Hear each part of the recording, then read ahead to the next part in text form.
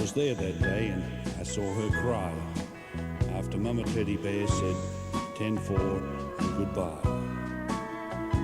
She turned off the old CB and just looked at me.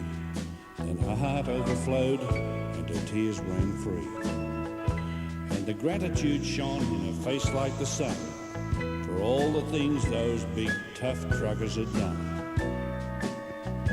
A handful of change and a few dollar bills, but most of all, a little crippled boy's dream fulfilled. I guess I was Mama Teddy Bear's best friend.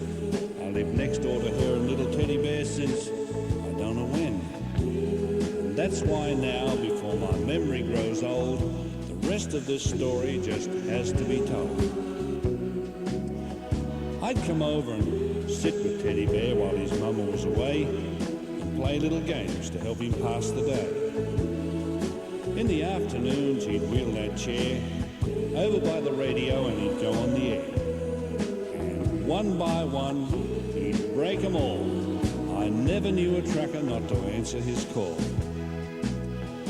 He'd just grin and ask me not to tell his mum, but I was pretty sure she knew what was going on. But time has a way of taking its toll, and much too fast, Mama Teddy Bear was growing old. I watched as the silver touched her hair, and her one aim in life was Teddy Bear. Then I saw another change take place. Little Teddy Bear was slowly losing the race. I knew it, and his mama knew it too, and there was nothing in this whole world either one of us could do. He talked less often on the old CB. There were times when he'd hardly talk with me. He took to sitting in the window and watching the road and the big 18-wheelers rolling by with their load. Finally, he was too weak to get out of bed, and one day he looked at me and said, "Would you turn on the radio and go on the air and tell all my trucker friends what's happened to Teddy Bear?"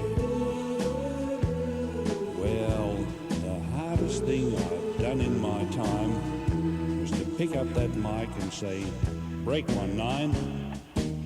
This is for all you truckers who care.